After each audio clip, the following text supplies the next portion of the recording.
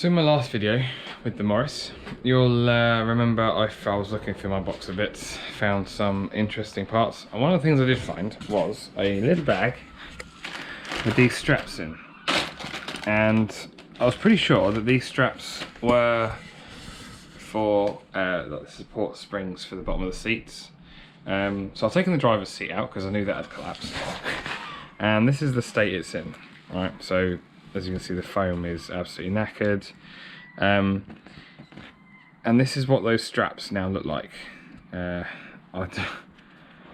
dread to think how old, that's probably original.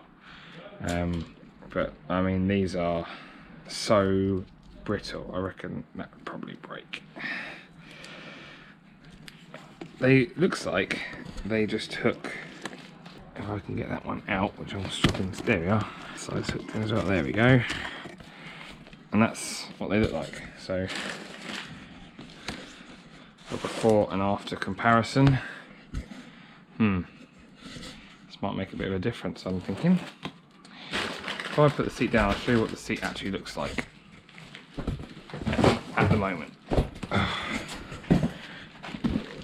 You can see I mean, it needs new covers anyway, but you can see all of this base here is collapsed. So what I'm going to do now is remove all of these straps, all the old ones, and then we'll see if we can get the new ones in. I might have to put gloves on for this because I have no idea what's in this stuff.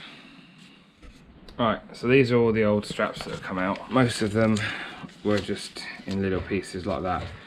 Now these hooks, you see there's two hooks on the sides there. They go into these holes all the way along, like that.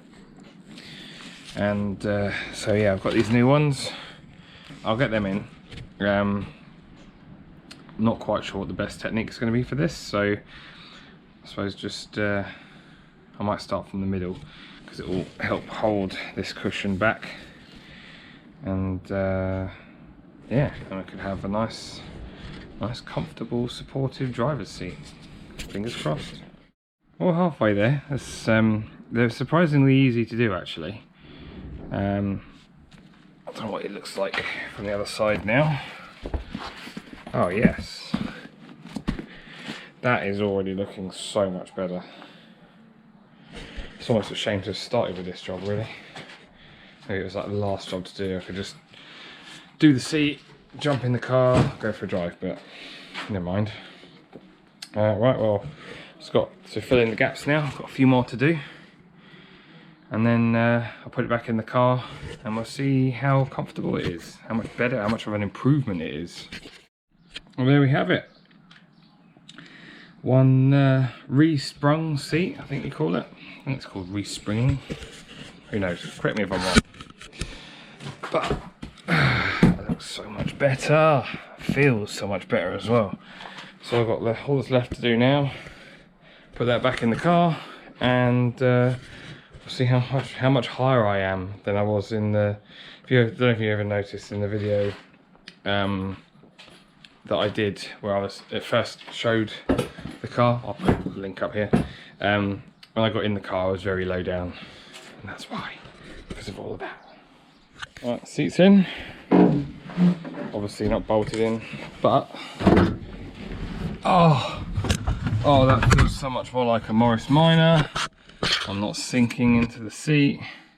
It'd be better if the seat didn't do that so much, but yeah, pleased with that. What result? See, what I'm thinking now, because this seat is quite good, rather than getting a whole new interior, which was probably a lot of your thoughts at the beginning. The only reason I did that is because I've never done it before.